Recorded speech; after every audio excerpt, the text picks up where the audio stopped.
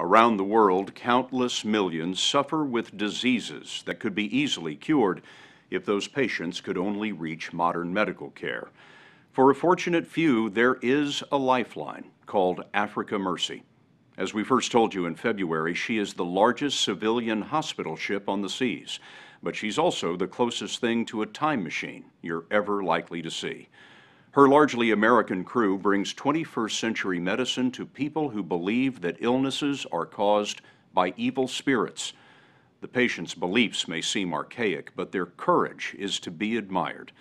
They suffer from diseases unseen in America, illnesses that can make you believe in curses. Spend a few days as we did aboard the Africa Mercy, and you will see how two worlds meet at the intersection of courage and compassion. She can be described in the usual dimensions of a ship, 500 feet in length, 8 decks, a crew of 450. Or you can reckon Africa Mercy as a hospital, 90 nurses, 15 doctors, 78 beds, and 6 operating rooms. Good, okay. One of the first doctors who invited us into surgery was Gary Parker, a maxillofacial surgeon who came to the ship on a lark. And I remember saying to myself, when I get opportunity, I want to come maybe for a few months and just see what this is about, see if I'm cut out of the right fabric for that kind of life. And how long have you been here? 26 years. Bonjour. You'll understand why he stayed when you see the ship at work as we did in Togo, West Africa. A lot of ways here haven't changed in centuries. Most live on $2 a day. There are few medical facilities. When the ship comes in, folks line up by the thousands for free dental surgery, eye surgery, and maxillofacial procedures for cleft palates and other deformities. Africa Mercy makes port in countries all along the arc of West Africa, 1,800 miles, where slave ships used to land. Trace that coastline, and you put your finger on several of the poorest countries on Earth.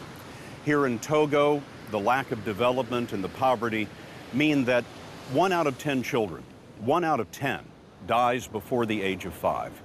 They die of diseases that we just don't see in the United States, including a particular kind of facial tumor that is a specialty of the ship.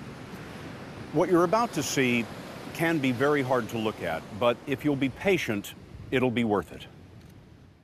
Gary Parker is the chief surgeon. Hello. And one of his patients, Ito, was back for a checkup 17 years after surgery.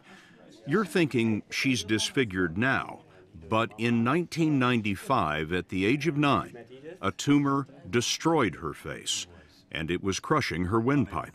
She was struggling to breathe. I was amazed at the sense of community. Lots of people were waiting outside the gate, and many with problems of their own. But when they saw Ito, they picked her up, put her over their heads, and literally passed her through the crowd, over the gate, and into the screening because they recognized that her need was greater. These tumors aren't cancer, they're benign. In fact, it's tooth enamel that won't stop growing.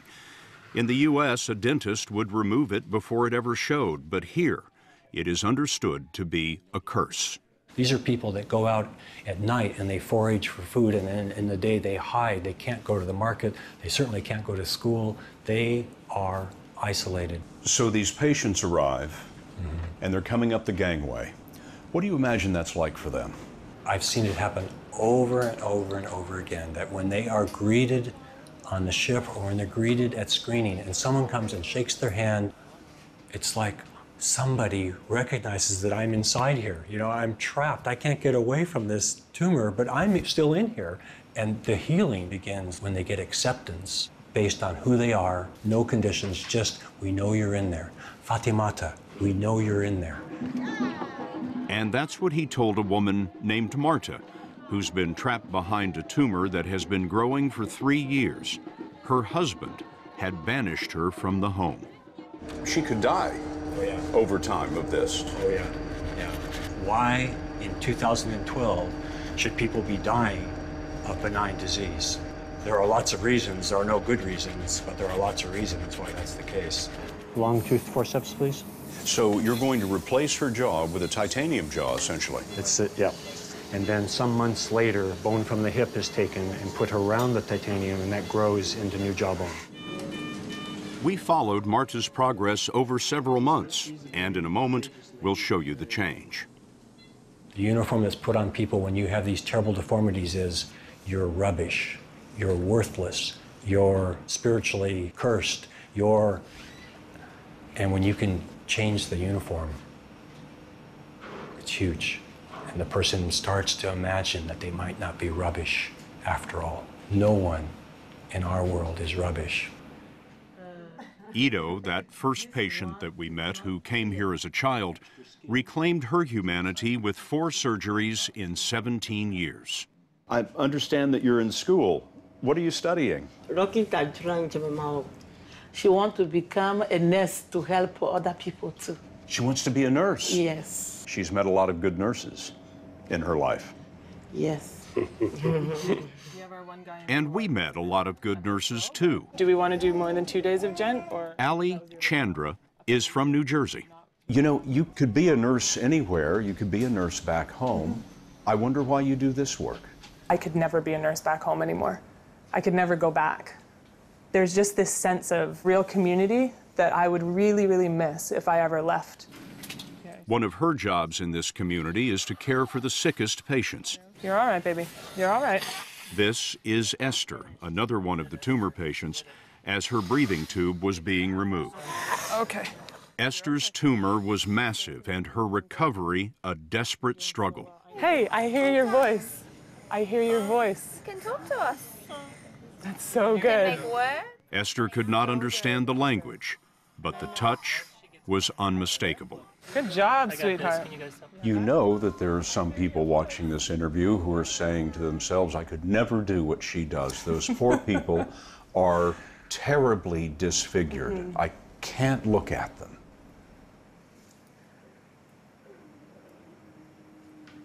People have been saying that to these people their whole lives. And someone has to look at them. Someone has to look them in the eye and tell them that you're human and I recognize that in you. And it's really interesting when new nurses come a lot of the times, they're very shocked, and you can tell that this is, and you remember that, oh yeah, the first time I saw that, that was kind of shocking, but it gets to the point where you don't see it anymore. You don't see the tumor, you just can see the person's eyes, or if they only have one eye because the other one is a tumor, you find their eye and you find a way to connect with them. That personal connection can last for years. A lot of these patients need multiple surgeries, and they'll come back again and again as the ship returns. The idea for all of this set sail back in 1978, when Don Stevens of Texas started a charity that he calls Mercy Ships. So how did you find this ship? We found her in Denmark. She was a rail ferry. Africa Mercy replaced 3 earlier vessels. And Stevens says that over 35 years, hundreds of thousands of patients have been aboard his ships. Where does the money come from? We've got corporate sponsors that we couldn't do what we do without them. Secondly, by the crew themselves. We have a unique business model. We charge everyone for the privilege of volunteering. And you pay them nothing. Everyone pays their own way. Doctors, nurses, and crew pay their own way with donations from home, mostly from churches. Would it be okay if we pray with you? You're often reminded on board that this is a Christian charity. God, you are good. We pray for your protection over her. And we pray for a complete recovery. A charity that treats patients of any faith. Amen. West Africa is a territory of tribes, and the ship is a tribe unto itself. There's no help out here. Fire on board, decks 5 and 6 is on. The crew drills for every emergency. It is a tight community. Many stay for years. R, which is the rate. They raise their children in the ship's school and return to America on vacation.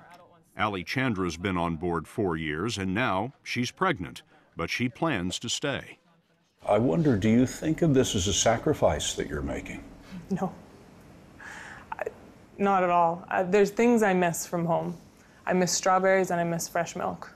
And I miss my family. Not in that order. You have no idea how awesome this life is. I get to see the world, and I get to take care of incredible people, and why would you want to live in a house on land? This is way more fun. You met your husband here? I did. Yep, I am one of the Mercy Ship's romances. Not the only one. Are there a lot of those? They call it the Love Boat. Yep. Who calls it the Love Boat? I don't, any of us who have found our loves here. She found Phil, a ship's electrician. Gary Parker met his wife, Susan, on board, and they've raised Wesley and Karis in a 630-square-foot cabin. Susan found out how long they were staying on TV. Somebody had asked him the question, how long do you plan to be here? And Gary looked straight in the camera and he said, I hope for the rest of my life. And we looked at each other and sucked in our breath. And we started a journey of adjusting our expectations from that point. The first time you saw him after you saw the documentary, did you say... Yeah, I did, and he said, you never asked. You never asked. The only life the kids have known makes them strangers back home. A couple of years ago, we were in Santa Barbara visiting Gary's mom, and I gave Karis a letter, and I said, would you go down and mail this for me? And she was gone for about 20 minutes, and when she came back, she said, I don't know what a mailbox looks like. And I thought, okay, we're in trouble here. And today you do not wish you were somewhere else? No. You know, there's nothing wrong with living at home, but I don't think it's what we're supposed to do. That conviction tends to be renewed with every life that is changed. The quickest change that we saw came in the patients who were the slowest up the gangway. Each step taken on trust. They're blind, cataracts. The surgery takes half an hour, cataract out, new lens in. Some of them had been blind for decades. Now they can see in 24 hours, a cause for celebration. The maxillofacial patients are years from healing completely. This was Marta before her jaw was replaced, and this is how she looked after surgery. The tumor is gone, it won't grow back, and when the ship returns, she'll have cosmetic surgery for the scars. Africa Mercy spent 5 months in this port. 281 tumors removed, 34 cleft palates made whole, and 794 blind patients returned to sight. With that, Africa Mercy threw off her bonds to Togo and steamed for another desperate point on the African coast.